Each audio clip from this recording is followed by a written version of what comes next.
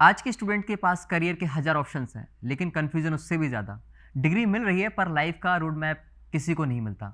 तो आज यूँ चर्चा में हम बात करेंगे उन सवालों की जो हर स्टूडेंट और पेरेंट के दिमाग में घूमते रहते हैं।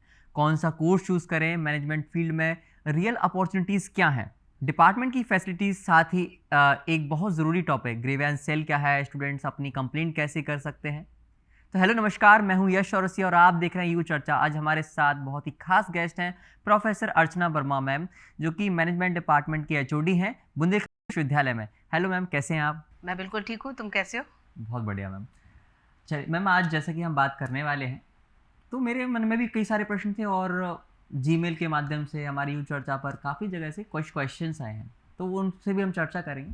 तो शुरुआत ये करते हैं, मेरे अंदर से क्यूरियोसिटी जाग रही है उस क्वेश्चन को पूछने की।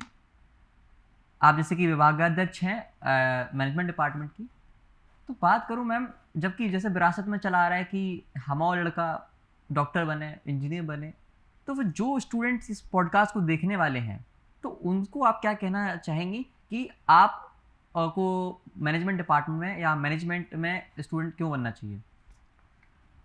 यश, एक बहुत रेलेवेंट क्वेश्चन है ये बात सच है कि सदियों से पेरेंट्स अगर अपने बच्चों को पढ़ाते थे तो उनका सबका ज़्यादातर यही सपना होता था, हमारा बेटा डॉक्टर बने, इंजीनियर बने। इन करियर्स को ही ज़्यादा वैल्यू दी जाती थी। कई सालों से ये रहा है। बट जैसे जैसे हमारे देश में इंडस्ट्रियलाइजेशन हुआ है, तो बिजनेस ऑर्गेनाइजेशंस हैं, कितना सारे इंडस्ट्रीज़ हैं, वहाँ पर भी कुछ इस तरह की ज़रूरतें आने लगी कि उनको कैसे मैनेज किया जाए। तो थोड़ा हल्का-हल्का मुझे याद है, जब मैं छोटी थी, तो मैंने सुना था कहीं पे कि बीकॉम, एमकॉम करके मैनेजमेंट की जॉब मिल जाती थी। बट बीकॉम, एमकॉम करके वी कैन नॉट से कि it is a specialisation in management. फिर ग्रेजुअली मुझे ऐसा लगता है, मतलब मैं उसकी साक्षी तो नहीं हूँ, लेकिन हाँ, मुझे ऐसा लगता है कि ऐसा कुछ रहा होगा कि मैनेजर स्पेशलाइजेशन कुछ ऐसा होना चाहिए, मैनेजमेंट स्पेशलाइजेशन कुछ होना चाहिए, तो इसकी आवश्यकता पड़ी होगी। अब बात आती है कि पेरेंट्स डॉक्टर इंजीनियर छोड़ के मैनेजमेंट में क्यों बच्चों को भेजना चाहें। तो मुझे ऐसा लगता है ये एक ऐसा एरिया है जहाँ बच्चों को अपनी प्रतिभा और अपनी स्किल्स ज़्यादा दिखाने का मौका मिलता है। हाँ, मैं बिल्कुल भी ये नहीं कह रही हूँ कि डॉक्टर का प्रोफ़ेशन अच्छा नहीं है या इंजीनियर, वो बिल्कुल अपनी जगह बहुत इम्पोर्टेंट प्रोफ़ेशंस हैं। लेकिन मैनेजमेंट में बच्चों को अपनी स्किल्स और अपनी एबिलिटीज़ को ज़्यादा दिखाने का मौका मिलता है। तो पेरेंट्स अगर चाहते हैं कि उनके बच्चे सक्सेसफुल एक डाइवर्स फील्ड में हों, तो मैनेजमेंट एक बहुत अच्छा ऑप्शन है। तो मैम, क्वेश्चन बच्चों के मन में एक कन्फ्यूज़न ये रहता है कि बीकॉम करे, बीबीए करे, तो क्या चूज़ करे वो? देखो, फिर वही यश, जो पहला क्वेश्चन था उसी से रिलेट करूंगी मैं। बीकॉम करने के बाद उसको एमकॉम करना है, और एमकॉम के बाद वो अगर चाहे तो डॉक्टरेट इन कॉमर्स कर सकता है। बीबीए करने के बाद वो एमबीए कर सकता है। तो ये एक शुरुआत से ही उसका स्पेशलाइजेशन है, और ये दर्शाता है कि स्टूडेंट बहुत फोकस्ड है, करियर में अपने फोकस्ड है। 12th के बाद से ही वो फोकस्ड है कि उसको मैनेजमेंट में ही जाना है। और जब स्टूडेंट बहुत फोकस्ड होता है, या कोई भी बच्चा बहुत फोकस्ड होता है, तो डेफिनेटली उसका लर्निंग, उसकी सीखना और उसका ये सब चीज़ें बहुत स्ट्रॉन्ग हो जाती हैं, राइट? तो मैनेजमेंट बीबीए के बाद एमबीए करना ज़्यादा सूट करता है, बजाय इसके कि बीकॉम करके फिर वो एमबीए में आ रहा है। तो फाइनली अगर किसी को मैनेजमेंट में करियर बनाना है तो एमबीए तो करना ही है। उसके मन में एक कन्फ्यूज़न ये भी रहती है कि बीबीए या बीकॉम करने के बाद सीधा जॉब मिल जाती है, तो क्या ऐसा किस हद तक ये सही है? देखो, ग्रेजुएशन और पोस्ट ग्रेजुएशन वर्ड ही अपने आप में डिफ्रेंशिएट करता है। It is graduation and post graduation. तो अगर कोई भी बिजनेस ऑर्गेनाइजेशन हायरिंग करेगी, तो ऑब्वियसली वो हायर डिग्री को ज़्यादा वैल्यू देगी। आई एम नॉट सेइंग कि बीबीए एलिजिबल नहीं है जॉब के लिए, या बीकॉम एलिजिबल नहीं है जॉब के लिए, लेकिन अगर वो एमकॉम कर ले रहा है, या वो अगर एमबीए कर ले रहा है बीबीए के बाद में, डेफिनेटली उसका प्रोफाइल इम्प्रूव होता है और जॉब प्रोफाइल भी अच्छा मिलेगा उसको। जैसा कि आजकल क्रेज चल रहा है कि बीबीए कर लो तो जॉब बढ़िया है, ये सब चीज़ें हैं, तो आप मुझे ये बताइए कि जो बच्चे ज़्यादातर आ रहे हैं हमारे डिपार्टमेंट में, वो इंटरेस्ट के साथ आ रहे हैं या फिर वो उससे ट्रेंड फॉलो करके आ रहे हैं? दोनों बातें हैं। बातें दोनों इसलिए हैं कि जो बच्चे शुरू से बहुत जागरूक हैं हम्म, या जिन्होंने देखा है कि उनके कोई नोन है या बड़े भाई बहन हैं या फैमिली में कोई रिलेटिव है, उन्होंने अगर उनको सक्सेसफुल देखा है मैनेजमेंट के करियर में, तो वो बच्चे वाकई में करियर बनाने के लिए आ रहे जी। हैं, पढ़ने के लिए आ रहे हैं। दूसरी बात आती है ट्रेंड फॉलो करना। हाँ, ये भी है। एक हमारी सोसाइटी में एक वर्ग वो भी है जो ट्रेंड को फॉलो करता है। तो ये वो बच्चे होते हैं क्योंकि चाचा के बेटे ने किया है, क्योंकि मौसी की बेटी ने किया है, क्योंकि नेबर के बच्चे ने किया है, पेरेंट्स इसलिए भी भेज देते हैं। ये होता है ट्रेंड फॉलो करने वाला। लेकिन मैंने ये देखा है कि जो बच्चे शुरुआती में ट्रेंड फॉलो करने की वजह से आ जाते हैं, ग्रेजुअली उनको इंटरेस्ट भी आता है, पढ़ते भी हैं, फिर वो ट्रेंड तक सीमित नहीं रहते हैं।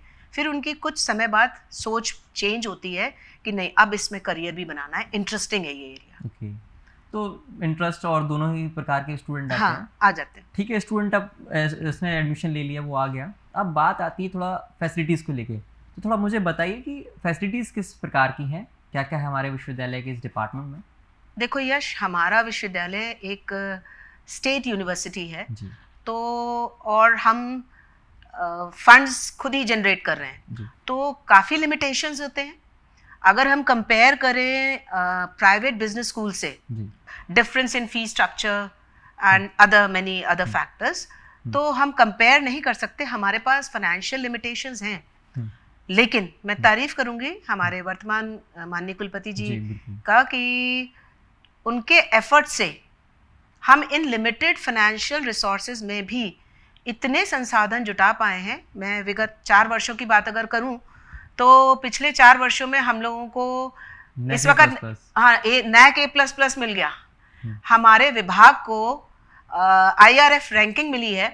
बड़े गर्व के साथ शेयर करूंगी यश कि हमारे को नेशनल 91 रैंक मिली है और स्टेट हम लोग को 30 रैंक। ये बहुत उम्दा बात कही आपने। हाँ, कि मतलब 13 हमारे मतलब बुंदेलखंड के लिए मील का पत्थर साबित हो सकता है। कि जहाँ बुंदेलखंड को एक 13th रैंक पर ये पूरे भारत में, उत्तर प्रदेश में, मैं जहाँ तक ठीक हूँ, उत्तर प्रदेश में एंड भारत में पूरा 91 नंबर पर रैंक करता है। यस। तो आप ये सोचो, हम compete कर रहे हैं इतने बड़े B स्कूल से। यहाँ आते हैं हमारे प्राइवेट में IIMs आते हैं, बहुत अच्छे B स्कूल्स आते हैं, तो उनसे हम compete कर रहे हैं, तब भी हम ये रैंक प्राप्त कर लिए। तो सराहना है हमारे माननीय कुलपति जी की कि उनके मार्गदर्शन में हमने ये कर पाया। फैसिलिटीज़ की अगर जो यश तुम्हारा सवाल था, इंफ्रास्ट्रक्चर अभी के समय में सफिशिएंट है, पर हाँ, थोड़ा और ज़रूरत तो है हमको। टेक्नोलॉजी का ये है कि 80% से भी ज़्यादा क्लासरूम्स हमारी लेटेस्ट जो भी टेक्निक्स हैं उनसे इक्विप्ड हैं। इसमें भारत सरकार का भी सहयोग है कि स्मार्ट सिटी के अंतर्गत हमको ये LED TV स्क्रीन्स वगैरह मिली हैं, और विश्वविद्यालय प्रशासन से भी हमें सहयोग मिला है। और एक स्मार्ट क्लास है हमारी। इंटरनेट फैसिलिटी वो यूनिवर्सिटी की है, क्योंकि हम विश्वविद्यालय का पार्ट हैं, तो जो फैसिलिटीज़ हैं सेंट्रलाइज ज़्यादा हैं। तो ट्रेनिंग प्लेसमेंट सेल है जैसे, वो एक फैसिलिटी में है बट सेंट्रलाइज्ड है। विभाग में ट्रेनिंग प्लेसमेंट कोऑर्डिनेटर भी होते हैं। और बच्चों के लिए अगर चाहें तो कल्चरल प्रोग्राम्स वगैरह के लिए तो DSW हैं। तो ये सब सेंट्रलाइज फैसिलिटीज़ बच्चों के लिए हैं। लाइब्रेरी जो कि हमारी वेल इक्विप्ड लाइब्रेरी है, तो वहाँ पे भी अच्छी फैसिलिटीज़ हैं बच्चों के लिए। जैसे मैम आपने फैसिलिटीज़ की बात कही या रिसोर्सेज की बात कर ली कि इतना बीते 4 वर्षों में हमारा विश्वविद्यालय कहाँ से कहाँ पहुँच गया है, नैक A++। लेकिन बच्चों के मन में एक क्वेश्चन इसके आगे का भी होता है। वो होता है कि सिर्फ इंफ्रास्ट्रक्चर से नहीं, अपितु उसके एल्यूमिनाई से भी जाना जाता है। तो हमारे विश्वविद्यालय ने इंफ्रास्ट्रक्चर में भले ही सीमित हो, लेकिन एल्यूमिनाइज के मामले में क्या पोजीशन है, थोड़ा आप बताइए। बहुत ही गर्व के साथ मैं ये कहूँगी, हमारे एल्यूमिनाइज देश नहीं विदेश में भी, क्योंकि मैनेजमेंट एरिया है तो टॉप मैनेजरियल पोजीशंस पे हैं, डायरेक्टर्स हैं, देश विदेश दोनों में बता सकती हूँ मैं आपको। और कुछ ऑर्गेनाइजेशंस के नाम लेना चाहूँगी। पब्लिक सेक्टर में आप BHEL, IOCL, RBI, SBI, ये कुछ चुनिंदा पब्लिक सेक्टर ऑर्गेनाइजेशंस हैं जिसमें है अच्छी टॉप पोजीशन पे। IOCL में तो हमारे यहाँ की एलुमनाई हैं मिसेस रश्मि।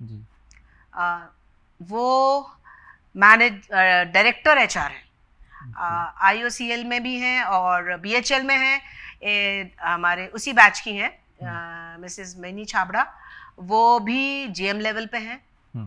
तो ये पब्लिक सेक्टर। प्राइवेट सेक्टर में ICICI bank, HDFC bank, Asian paints, इस तरह की नामी ग्रामी ऑर्गेनाइजेशंस हैं जहां हमारे एलुमनाइज हैं। अगर एक मिथ है कि MBA करने के बाद सिर्फ कॉर्पोरेट जॉब, ऐसा नहीं है, एकेडमिक्स में भी जा सकते हैं। तो मैं एकेडमिक्स के भी एलुमनाइज बताऊं आपको। दिल्ली यूनिवर्सिटी में हमारी एक एलुमनाई है, प्रोफेसर है वहाँ पर। बिट्स पिलानी में एक हमारे एलुमनाई हैं, वहाँ पढ़ा रहे हैं वो। MIT यूनिवर्सिटी, गलगोटिया यूनिवर्सिटी, और एक एलुमनाई मैं भी हूँ जो मैं अपने बिल्कुल, मैं वही पेरेंट डिपार्टमेंट में पढ़ा रही हूँ। और हम यहाँ पर लगभग 4-5 एलुमनाइज हैं जो इसी डिपार्टमेंट में हम पढ़ा रहे हैं। एक मैं केस स्टडी कर रहा था मैम काफ़ी टाइम पहले, तो मैंने जब ऐसे ही, क्योंकि हर कंपनी इसको लेके मैं केस स्टडी करता रहता हूँ, कुछ मीठा हो जाए, ये टैगलाइन, इसके पीछे की कहानी अगर आप बताएं तो। हाँ यश, बहुत इंटरेस्टिंग स्टोरी है ये जी। हमारे एक एलुमनाई हैं मिस्टर अमित उपाध्याय जी। वो कैडबरीज में थे, तब की बात ये है कि कैडबरीज में कॉकरोच निकल आया था चॉकलेट में, तो बहुत ज़्यादा इश्यूज बन गए थे और कैडबरीज क्राइसिस में था काइंड ऑफ, चॉकलेट्स के लेकर के बहुत प्रॉब्लम हो गई थी। तो मंथन हुआ और उसमें मार्केटिंग डिवीजन में थे तब मिस्टर अमित उपाध्याय जी। डिस्कशन में ये हुआ कि हमको एक ऐसा सेलिब्रिटी रखना पड़ेगा जो एंडोर्स करे हमारे ब्रांड को भी और जिसको ट्रस्ट पब्लिक करती हो। तो इनका सजेशन था कि श्री अमिताभ बच्चन जी को रखा जाए उसमें। तो श्री अमिताभ बच्चन जी के लिए फिर ये हुआ कि क्या ऐसी कैच लाइन होनी चाहिए जिसको बहुत इंटरेस्ट के साथ सब लोग सुने जी। तो वहाँ डिस्कशन में कुछ मीठा हो जाए लाइन निकल के आई थी, जिसमें कि श्री अमित उपाध्याय जी का बहुत बड़ा कंट्रीब्यूशन था और अमिताभ बच्चन का सजेशन सिर्फ और सिर्फ उन्हीं का था। I was very shocked जब मैंने ये लाइन पढ़ी कि ये बताइए कि हमारे झांसी से पढ़े हुए एक जो भारत में ऐसा कोई बच्चा नहीं होगा जिसके मुंह पे ना हो जाए, जिसने ये ऐड ना सुना हो कि कुछ मीठा हो जाए, इस टैगलाइन ना सुनी हो। तो मुझे बड़ा गर्व महसूस होता है कि हमारे झांसी से भी कुछ ऐसे उम्दा लोग निकले हुए हैं जिन्होंने इतना ऐसा काम किया है कि मतलब लोग हर जुबान पे है कुछ मीठा हो जाए। बड़ी फेमस लाइन है ये। नहीं, बहुत अच्छे वेल प्लेस्ड एलुमनाइज हैं यश हमारे जी। ये तो एलुमनाइज के अलावा आने वाले 5 सालों में अपने डिपार्टमेंट को आप कहाँ दिखना चाहती हैं? और अगर कोई बच्चा आज एडमिशन लेता है तो आने वाले 3 साल, आने वाले 5 साल में उसको किस प्रकार का एनवायरनमेंट या इकोसिस्टम मिलेगा? ये मैं एकदम दावा तो नहीं करती, हम भी स्टूडेंट ही हैं मैनेजमेंट के, हम सारे टीचर्स। बट हाँ, हमारा प्रयास रहता है कि स्टूडेंट जब एंटर करे, जिस एक्सपेक्टेशंस के साथ वो एंटर कर रहा है कि मुझे यहाँ से BBA कंप्लीट करने के बाद, MBA कंप्लीट करने के बाद मुझे एक मैनेजमेंट फील्ड में एक रिस्पेक्टफुल जॉब मिले विद हैंडसम सैलरी, ऐसा एक्सपेक्टेशन होता है। और ये कॉमन सी बात है, जब भी हम कोई ग्रेजुएशन स्टार्ट करते हैं तो हर ग्रेजुएशन से हमारे एक्सपेक्टेशंस होते हैं। BBA करने के बाद में बच्चे चाहें तो क्विट भी कर सकते हैं, वो किसी और फील्ड में भी जा सकते हैं, कंपनी सेक्रेटरी कर सकते हैं। लेकिन अगर वो MBA करते हैं तो ज़्यादा उनको एडवांटेज है। MBA करने के बाद में मैनेजरियल जॉब ही मिलेगा उनको। और जो ट्रेनिंग प्लेसमेंट सेल है विश्वविद्यालय का, उसमें हमारे यहाँ प्लेसमेंट का अच्छा फिगर है। बच्चे अच्छी रिस्पेक्टफुल जॉब अचीव कर रहे हैं, पहले से ज़्यादा अच्छा ग्राफ है हमारा। ये कुछ NAC A++ का भी इफेक्ट है, हमारे डिपार्टमेंट की रैंकिंग का इफेक्ट है कि प्लेसमेंट का ग्राफ हमारा बढ़ रहा है। बच्चों को इंटर्नशिप भी थैंक यू यश, इंटर्नशिप भी बच्चों की, नॉट ओनली जॉब, इंटर्नशिप भी उनकी अच्छी ऑर्गेनाइजेशंस में हो रही है। तो मैम थोड़ा सा इस पर भी जोर दे देता हूँ कि जॉब हुआ, इंटर्नशिप हुई, या फिर वो खुद का बिजनेस स्टार्ट करना चाहता है स्टूडेंट, तो उसके लिए सॉफ्ट स्किल्स का कितना रोल है और हमारा डिपार्टमेंट सॉफ्ट स्किल्स पर क्या कर रहा है? तो मैं थोड़ा वो जानकारी लेना चाहता खुद का बिजनेस पे यश तुमने टच किया तो मैं बताना चाहूँगी कि हमारे डिपार्टमेंट में इस वक्त स्टूडेंट्स के 3 स्टार्टअप्स हैं, रजिस्टर्ड है इंक्यूबेशन में। एक हैपेंस करके है, एक मेमोटेल है, और एक रिसेंटली एक बच्चों ने अपना रजिस्टर कराया है, समथिंग रिलेटेड टू चेस। तो इस तरह के हमारे 3 स्टार्टअप ऑलरेडी, मेरा दोस्त है वो। 3 स्टार्टअप ऑलरेडी हैं, चल रहे हैं हमारे बच्चों के। और जो बच्चे हेल्प मांगते हैं हम लोग करने की कोशिश करते हैं। अब आते हैं आपके सवाल की तरफ कि सॉफ्ट स्किल्स। डेफिनेटली मेरा हर क्लास में ये एक एम्फेसिस होता है, आप बच्चे को जब नौकरी के लिए हम तैयार कर रहे हैं तो सिर्फ उसकी पढ़ाई नहीं है, दैट इज़ वन एस्पेक्ट। जब बच्चा जॉब के लिए जाता है, इंटरव्यू देने के लिए जाता है, तो वो पूरा टोटल पैकेज है। उसकी पर्सनालिटी, उसका पर्सनालिटी में सब आ जाता है, उसकी ग्रूमिंग, उसकी सोच, ये सब। और पढ़ाई एक बेस होता है कि उसकी सोच कैसी है। तो पढ़ाई इम्पॉर्टेंट एक है, हार्ड स्किल्स है इम्पॉर्टेंट इक्वली, वो उसको तैयार करती है कि वो काम कर पाए जो वो करना चाहता है, या जो काम अच्छे से कर लेना चाहिए। लेकिन ये काम उसे अकेले नहीं करना। किसी भी ऑर्गेनाइजेशन में कहीं भी जाएगा, उसको दूसरा जो ह्यूमन रिसोर्सेज है उनके साथ में काम करना है। वहाँ आवश्यकता होती है सॉफ्ट स्किल्स की, क्योंकि वहाँ आपको सबके साथ मिलके काम करना है। आपको बेशक बहुत सब कुछ आता होगा, लेकिन आप जब तक सबके साथ मिलके काम नहीं करोगे, तब तक कैसे काम हो पाएगा ऑर्गेनाइजेशन में। तो मैनेजमेंट में हम बेसिकली यही बच्चों को सिखाने की कोशिश करते हैं। आपकी कम्युनिकेशन स्किल अच्छी हो, आप किसी भी कम रिसोर्सेज में अगर कोई आपको टास्क ख़त्म करना है तो आप कैसे बेस्ट अपना दे सकते हो, बिकॉज हर जगह चीज़ें हमारे हिसाब से नहीं होती हैं। आप ऑर्गेनाइजेशन चेंज करते चले जाते हो, हर जगह का कल्चर डिफरेंट होता है। कैसे आप अडाप्ट कर सकते हो अपने आप को, कैसे आप, हाँ, एक और चीज़ आजकल बहुत ज़्यादा सॉफ्ट स्किल में अपनी जगह बनाए हुए है, इमोशनल इंटेलिजेंस। इमोशनल इंटेलिजेंस तो इतनी आवश्यकता है, क्योंकि आजकल की जनरेशन बहुत स्पॉन्टेनियसली रिएक्ट करती है, मतलब बिल्कुल एकदम तुरंत सब चाहिए, या तो तुरंत कुछ भी नहीं चाहिए। बिल्कुल। तो एक बैलेंस्ड इमोशंस के साथ में नौकरी करना बहुत ज़रूरी है बच्चों की।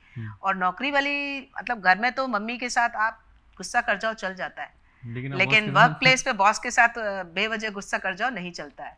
तो कैसे बच्चे अपना बैलेंस बना के रखें, तो हम लोग ये कोशिश करते हैं, हम सारे टीचर्स बहुत मेहनत करते हैं इस चीज़ के लिए कि बच्चों को हम पढ़ाई के अलावा इन सॉफ्ट स्किल्स पे भी बहुत, मतलब अच्छी तरीके से तैयार कर पाए। तो खाली क्लासरूम टीचिंग में ये नहीं है कि बुक से पढ़ा दिया या बुक से रिलेटेड ही पढ़ाया। बच्चों को रेडी करना है हमें जॉब के लिए, जहाँ उनकी बुक की नॉलेज तो है ही इम्पॉर्टेंट, बट वो एज अ पर्सन कैसे रेडी है, ऑर्गेनाइजेशन उनको कैसे एज अ पर्सन एक्सेप्ट कर रही है, वहाँ जा रहे हैं तो कंफर्टेबली काम कर पा रहे हैं। मतलब लाइक फॉर एग्जांपल अगर मैं कहूँ, मेरी फर्स्ट डिवीजन है और मैं मार्कशीट लेकर अगर अपनी वर्क प्लेस में घूम रही हूँ, तो कोई नहीं देख रहा मेरी मार्कशीट। मैं कैसे क्या व्यवहार है मेरा, कैसे मैं काम कर रही हूँ उनके साथ में, कितना मैं हेल्प कर रही हूँ, कितना मैं अपने आप को कंट्रोल कर पाती हूँ, ये सब बातें इंपॉर्टेंट होती हैं सब ग्रुप में काम करने के लिए। तो मैम थोड़ा सा फ्यूचर की बात करूँ, जैसे कि मेरा जो कॉमर्स बैकग्राउंड नहीं है, मैं साइंस का स्टूडेंट हूँ, और अगर मेरा मान लीजिए मैं भी अपना कोई स्टार्टअप स्टार्ट करता हूँ, रन करता हूँ, मतलब मैं अपना कोई स्टार्टअप रन करता हूँ, तो उसके लिए मुझे ये सब स्किल्स की आवश्यकता रहेगी। तो क्या ऐसा कोई कोर्स है, या फिर या इन फ्यूचर में ऐसा आप डिज़ाइन करें या करेंगी, ऐसा कुछ है जैसे कि मैं ज्वाइन कर सकूं और मैं थोड़ी सॉफ्ट स्किल्स भी सीख पाऊँ ये शॉर्ट टर्म कोर्सेज को लेके? हाँ, हमारे प्लान में ही है ये। अभी क्योंकि हम लोगों को विश्वविद्यालय को कैटेगरी 1 मिल गया है यूजीसी से, तो we are allowed now to start the ODL programmes. तो मैनेजमेंट में हम प्लान कर रहे हैं माननीय कुलपति जी के निर्देशन में कि आने वाले समय में कुछ इस तरह के प्रोग्राम शुरू कर पाएँ जो आप जैसे बच्चों को कुछ हेल्प करें। तो मैम ये फ्यूचर कोर्सेज की बात हो गई कि ऐसे कोर्सेज आपकी डिपार्टमेंट वैसा सोच रहा है मैम, लेकिन थोड़ा सा मेरा एक कुछ कटाक्ष क्वेश्चन है इसके जस्ट विपरीत।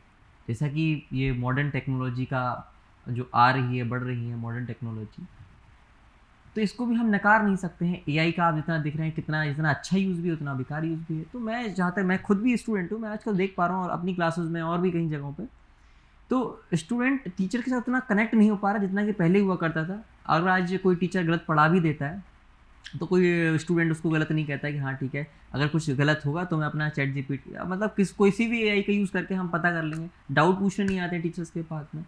तो आप इसके लिए क्या कहेंगे कि एआई के बारे में आप क्या कहना चाहेंगे? देखो, एक बहुत पहले एक और डिबेट होती थी, हम्म, साइंस वरदान है या अभिशाप है। जी बिल्कुल। तो कुछ वैसी सी ये भी डिबेट है, एआई वरदान है या अभिशाप है। जी। ज़्यादा तो वरदान है, हम्म, अभिशाप हम उसका मिसयूज़ करके बना लेंगे।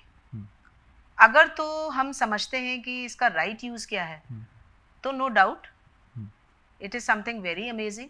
हमको डेफिनेटली इसको यूज़ करना चाहिए, क्योंकि आफ्टर ऑल हम भी ह्यूमन बीइंग हैं, हम परफेक्ट तो नहीं हैं। हम्म, और जितना बेहतर कर सकें तो क्या बुराई है उसमें। उसके लिए अगर हम कोई टूल यूज़ कर रहे हैं, कोई कुछ गलत नहीं है उसमें। लेकिन इसका मिसयूज़ अगर होगा तो गलत होगा। जैसे साइंस का भी मिसयूज़ जहाँ हुआ तो वो गलत है।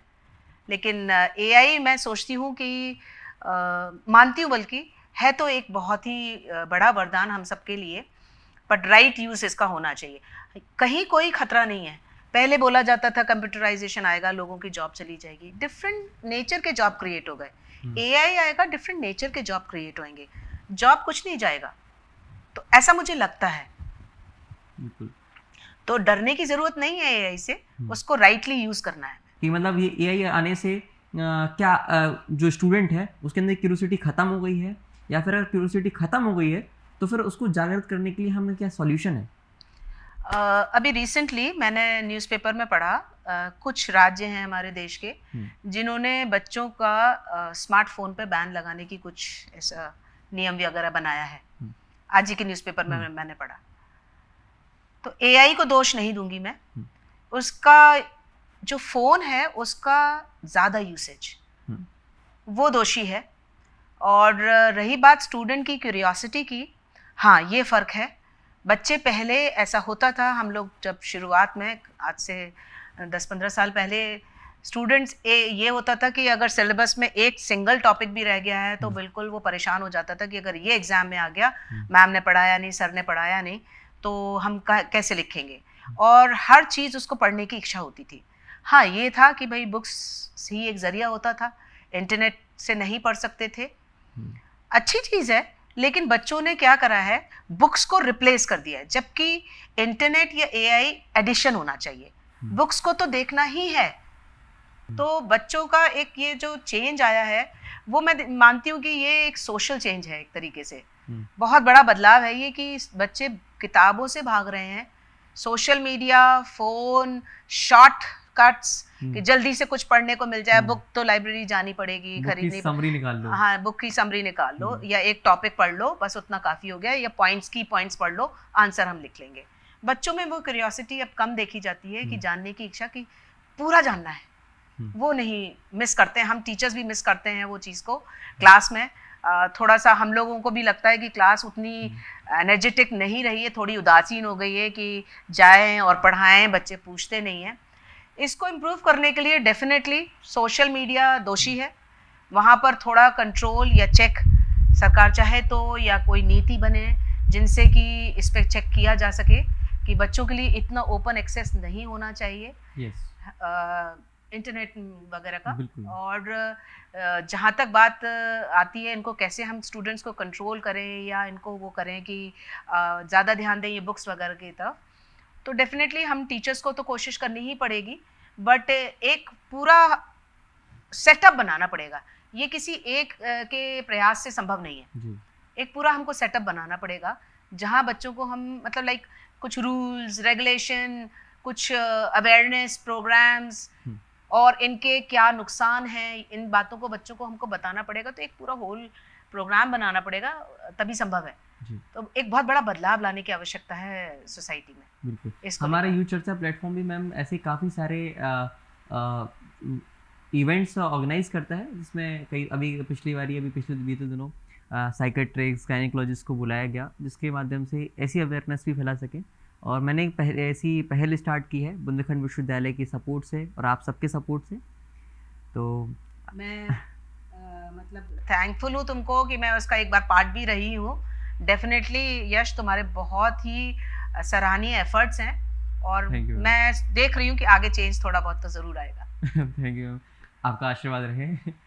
हम थोड़ा सा नज़र करते हैं फिर से विश्वविद्यालय की तरफ, तो देखते हैं कि जो ज़्यादातर विद्यार्थी हैं वो बड़े बड़ी सिटीज़ में जाना पसंद करते हैं, विश्वविद्यालय में उतने नहीं आते हैं जितने कि होने चाहिए। जबकि हमारा विश्वविद्यालय NAC A++ है और अभी रैंकिंग भी 13 पर आ गया है उत्तर प्रदेश में, फिर भी ये कहीं ना कहीं गैप दिखता है। ये गैप इसलिए दिखता है क्योंकि देखो झांसी और बुंदेलखंड रीजन हमारा अ, मतलब उतना नहीं है डेवलप जितना और मेट्रो सिटीज़ हैं। तो मेट्रो सिटीज़ में जो इंस्टीट्यूशंस होते हैं वो वहाँ की लाइफ बड़ी ग्लैमरस है और बच्चों को उसकी तरफ अट्रैक्शन होता है। बच्चे वहाँ जाना ज़्यादा पसंद करते हैं, चाहे वहाँ वो क्वालिटी से मेरा मतलब ये नहीं है कि एकेडमिक्स वहाँ का वीक होगा, बट हो सकता है उतना ध्यान ना मिल रहा हो, उतना उनको अपनापन ना मिल रहा हो, लेकिन वो वहाँ जाने के लिए आकर्षित तो रहते हैं क्योंकि बड़े शहर में और घर से दूर जाने की एक ये मेंटालिटी यूथ में बहुत ज़्यादा आ रही है कि पेरेंट्स का कोई रोक टोक नहीं, बंधन नहीं, और दूसरे शहर में रहेंगे तो थोड़ा अपने मन के हिसाब से कर पाएंगे। ये जो यूथ में एक चेंज आ रहा है ना, इसकी वजह से ये ज़्यादा जाते हैं बाहर। जैसे हमारे यहाँ हमने देखा है BBA करने के बाद बच्चे जो जाते हैं MBA करने के लिए बाहर, तो वो इसी वजह से जाते हैं। यहाँ एक एग्जाम्पल ऐसा है कि एक हमारा स्टूडेंट BBA में बहुत अच्छा स्टूडेंट था, बस वो भी उसी चीज़ से अट्रैक्टेड था कि नहीं बड़ा शहर, बड़ा बिजनेस स्कूल, तो जाना है, चले गए और ज्वाइन किया उन्होंने। Within I think a week उस बच्चे का फ़ोन आया कि मैम, और हमारे एडमिशन क्लोज हो चुके थे तब तक, मैम अब कुछ नहीं हो सकता, मुझे वापस अपनी यूनिवर्सिटी आना है। And I will not name that institute, but it is one of the top B school. तो नहीं, जगह नहीं थी और क्या करते हम, फिर नहीं उसको बुला पाए वापस। आपको दोस्तों बता दें कि मैम बुंदेलखंड विश्वविद्यालय में मैनेजमेंट डिपार्टमेंट की हेड होने के साथ ही साथ ग्रीवेंस सेल की हेड भी हैं। तो हम जानते हैं मैम से कि ग्रीवेंस सेल क्या है और बच्चा यहाँ पे कैसे अपनी शिकायत दर्ज कर सकता है, क्या कैसा प्रोसीजर है, और कई सारे मैम से सवाल भी करूँगा जो बच्चों के मन में रहते हैं, जो डायरेक्ट तो नहीं पूछ पाते हैं, लेकिन आप सबके सवाल मैं मैम से पूछूंगा। तो मैम सबसे पहले आप बताइए कि ग्रीवेंस सेल है क्या, और आप उसकी हेड भी हैं, तो ग्रीवेंस सेल क्या है? ग्रीवेंस सेल बेसिकली किसी भी तरीके की शिकायत स्टूडेंट, टीचर, कर्मचारी वहाँ रजिस्टर कर सकता है, ऑनलाइन ऑफलाइन दोनों माध्यम से। जब हमारे पास शिकायत आती है तो हम रिलेटेड डिपार्टमेंट में उसको फॉरवर्ड करते हैं और उसका फॉलो अप करते हैं। हमारे सेल में मोस्टली शिकायतें जो आती हैं वो बच्चों के इवैल्यूएशन, एग्जामिनेशन, रिजल्ट रिलेटेड आती है। तो यहाँ आता है चैलेंज इवैल्यूएशन। तो चैलेंज इवैल्यूएशन ये 2015-16 में हमारी विश्वविद्यालय में शुरू हुआ था। और इसका कॉन्सेप्ट आइडिया ये था, पहले क्या होता था कि अगर कोई स्टूडेंट अगर सेटिस्फाइड नहीं है अपने मार्क्स से तो वो री इवैल्यूएशन कर देता था। फिर सरकार की पॉलिसी की वजह से री इवैल्यूएशन बंद हो गया। तो कई छात्रों की बहुत शिकायतें आई। तो हमारे जो पूर्व कुलपति जी थे, माननीय प्रोफेसर JV वैशंपायन सर जी, उन्होंने इसको शुरुआत किया था कानपुर यूनिवर्सिटी में, फिर हम लोगों ने भी यहाँ पर किया झांसी में बुंदेलखंड विश्वविद्यालय में चैलेंज इवैल्यूएशन को। हाँ, तो चैलेंज इवैल्यूएशन में स्टूडेंट जो अपनी इवैल्यूएशन से, मार्क्स से सेटिस्फाइड नहीं है, तो सबसे पहले तो उसको यूनिवर्सिटी की वेबसाइट पे स्टूडेंट मैनेजमेंट सिस्टम में जाकर के अपनी आंसर बुक के लिए, आंसर बुक की कलर्ड कॉपी के लिए मांगना, नहीं RTI नहीं, कलर्ड कॉपी के लिए वो डिमांड करेगा। वो स्टूडेंट मैनेजमेंट सिस्टम से ही उसको वो कॉपी मिल जाती है रिक्वायर्ड फीस सबमिट करने के बाद। क्योंकि वो कलर्ड आती है तो उसको एग्जैक्टली पता लग जाएगा एग्जामिनर ने कहाँ पर क्या कमेंट लिखा है, अगर और मार्क्स कहाँ दिए, कहाँ नहीं दिए। ब्लैक एंड वाइट फोटोकॉपी में नहीं समझ पाते, कई बार कंफ्यूजन हो जाता है, बट कलर्ड में क्लियरली समझ आ जाता है क्योंकि डिफरेंट कलर में इवैल्यूएशन होता है। स्टूडेंट अपनी कॉपी देख ले, उसके बाद में वो, मैं हमेशा रिक्वेस्ट करती हूँ, सलाह देती हूँ बच्चों को कि पहले एक बार अपने किसी सब्जेक्ट टीचर को वो कॉपी दिखाओ।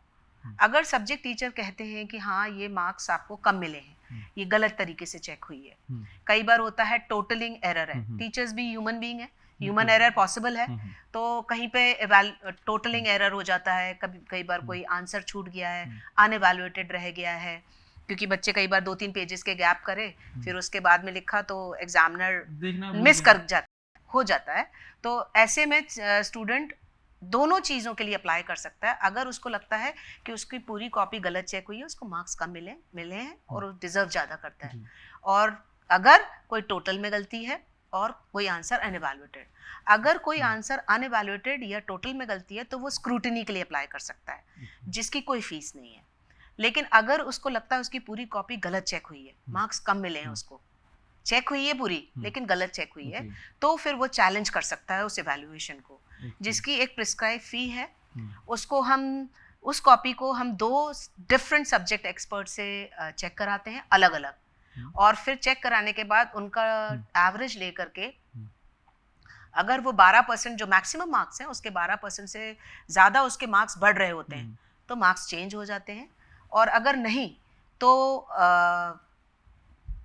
मतलब नो चेंज में जाता है और जो पुराने नंबर हैं वही रहते हैं। ये स्क्रूटी क्या है?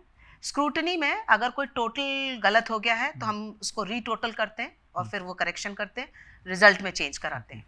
और अगर कोई आंसर अनचेक्ड रह गया है तो जिस इवैल्यूएटर ने वो कॉपी पहले चेक करी थी उसी को बुला करके हम फिर से चेक कराते हैं। ओके, तो ये जो ग्रीवेंस में जैसे शिकायत करने का ये इसका प्रोसेस क्या है, कैसे अप्लाई कर सकता है बच्चा? ग्रीवेंस में जैसे उसका रिजल्ट आता है बच्चे का, तो रिजल्ट निकलने के 30 दिन तक ये ओपन रहता है विंडो हमारी वेबसाइट पे, रिजल्ट निकलने के 30 दिन तक, तब तक उसको अपनी आंसर बुक के लिए अप्लाई कर देना चाहिए, a copy of the answer book. वो अप्लाई करने के बाद फिर 15 दिन के अंदर जब उसको कॉपी मिल जाए, उसके 15 दिन के अंदर उसको दोनों में से किसी एक ऑप्शन को चूज करना चाहिए जो कि स्टूडेंट मैनेजमेंट सिस्टम में अवेलेबल होता है, स्क्रूटनी या चैलेंज इवैल्यूएशन। तो स्क्रूटनी अगर उसको मतलब माइनर करेक्शन है कि टोटल या अनइवैल्यूएटेड आंसर है तो वो माइनर करेक्शन है, वो करेक्ट हो जाएगा, उसकी कोई फीस नहीं है। चैलेंज इवैल्यूएशन में क्योंकि हम डिफरेंट सब्जेक्ट एक्सपर्ट अपॉइंट करते हैं तो वो कॉपी पूरी चेक होती है फिर। तो यानी कि जो छात्र कहते हैं कि अगर मेरी जो बैक लग गई है तो उसके लिए परेशान होते हैं और उनको लगता है कि मैं पूरा लिख के आया था, कॉपी गलत चेक हुई है, तो वो इस ग्रीवेंस शेल के माध्यम से शिकायत करके अपनी कॉपी दोबारा चेक करवा सकते हैं। लेकिन मैम एक क्वेश्चन और जो हमेशा ये रिपीट होता रहता है बच्चों के मन में रहता है, वो उसमें कि मेरी कॉपी ज़बरदस्ती गलत चेक करी गई है, नंबर 2 किसी सर के वजह से, मेरी सर से लड़ाई थी या कुछ भी था उसकी वजह से मेरे सर ने मेरे गलत मार्क्स चेक करवा दी, तो उस पर क्या राय है आपकी कि ऐसा पॉसिबल है? अब जो हमारा एग्जामिनेशन सिस्टम है इसमें आंसर बुक की कोडिंग होती है, तो मेरे समझ से तो पॉसिबल नहीं है, क्योंकि जो इवैल्यूएटर है उसको स्टूडेंट की आइडेंटिटी नहीं पता है, तो जब तक नहीं पता है तो वो कैसे उसके साथ बायसनेस दिखा पाएगा। एक बात, बायसनेस अगर उसको बिल्कुल ही दिखानी ही है, अगर दिखानी ही है तो बहुत मेहनत टीचर को करनी पड़ेगी, जो मुझे नहीं लगता कि टीचर मेहनत इतनी क्यों ही करेगा एक मात्र बच्चे को परेशान करने के लिए। लेकिन फिर भी अगर उसको करना ही है तो शुरुआत उसको करनी पड़ेगी क्लासरूम से। क्लासरूम से ही उसको स्टूडेंट को उसको ऑब्जर्व करना पड़ेगा, उसकी हैंड राइटिंग समझनी पड़ेगी, उसकी कॉपी मतलब कैसे वो लिखता है, तो इतना सब कैसे पता लगेगा सब्जेक्ट टीचर को या जो टीचर उससे आपके हिसाब से अगर मान लो कोई बायसनेस दिखाना चाह रहा है तो फिर वो हैंड राइटिंग देखे, क्योंकि रोल नंबर नहीं है, नाम नहीं है कॉपी के ऊपर, तो कॉपी आइडेंटिफाई करना बहुत डिफिकल्ट है। और सेम हैंड राइटिंग तो हो ही सकती है, तो या तो वो अपनी क्लास के सारे स्टूडेंट्स की हैंड राइटिंग पहचानता हो, तब ये संभव है कि वो ये कर पाए कि एक स्पेसिफिक स्टूडेंट की हैंड राइटिंग को देख करके उसको कुछ हार्म करने की कोशिश करे। एक चीज़ और है, बड़ी कष्टकारी लाइन है जो स्टूडेंट यूजुअली यूज़ करते हैं, नहीं करनी चाहिए, मैं बोलती हूँ हमेशा, टीचर ने मेरी बैक लगा दी। बेटा हम लोग टीचर्स हैं, इंटेंशन कभी भी स्टूडेंट को हार्म करने का होता नहीं है, बैक लगा ही नहीं जाती है, बैक आ जाती है। बैक तो मतलब अगर आपने नहीं लिखा है, रिलेटेड क्वेश्चन से रिलेटेड नहीं लिखा है, तो मजबूरी होती है टीचर की कि वो स्टूडेंट को कैसे बोल दे कि हाँ तुमने सब ठीक किया है।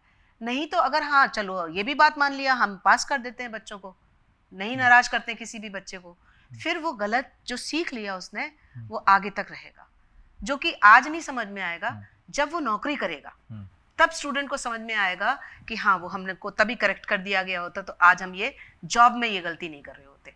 वहाँ बड़ा नुकसान है, बजाय इसके कि आज हम सही चीज सीख के पढ़ के अपने दोबारा पेपर दे दें। अगर हमसे एक बार नहीं हो पाया है, नहीं सफलता मिली है, दोबारा हम दे दें, पढ़ के दे दें।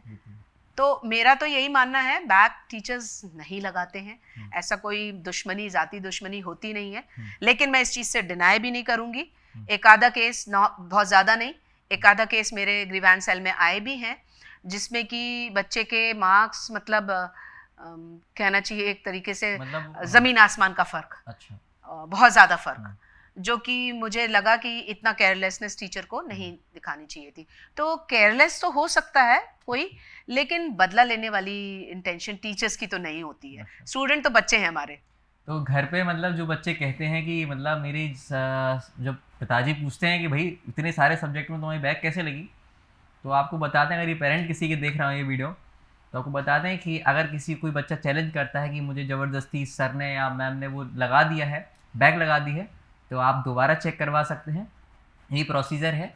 लेकिन ऐसा नहीं है कि कोई टीचर इतनी खुन्नस खा के, कोई भी टीचर ऐसे खुन्नस नहीं खाता है। हाँ, आपने कोई ऐसे कोई कृत्य किए हो तो बात अलग है फिर, तो उसके लिए भी मैंने समाधान बताया कि इतना टीचर को करना पड़ेगा जब तक कोई एकदम खूनी दुश्मनी हो गई वो स्टूडेंट की और टीचर की। हाँ, नहीं, टीचर दुश्मन नहीं होते हैं हम स्टूडेंट को बनाने के लिए इस प्रोफेशन में आए हैं, और अगर हम स्ट्रिक्ट भी हैं या कुछ अगर थोड़े से ये रिजिड हो रहे हैं तो वो उसकी वजह यही है कि आगे आने वाला समय आसान हो जाए इन बच्चों को। अब मैम थोड़ा सा ये सभी चीज़ों को लेके मैं कब शुरुआत से ही सोच रहा था कि एक बार आपकी बात करूं कि आपका इंस्पिरेशन, आपका आइडल कौन है, तो यानी कि आपको यहाँ तक लाने के लिए, क्योंकि एक स्टूडेंट जब चलता है तो उसके पीछे किसी ना किसी का हाथ होता है घर वालों के अलावा, तो मैं थोड़ा उसमें जानना चाहता हूँ। देखो, मेरे लिए दोनों पहलू बहुत महत्वपूर्ण है।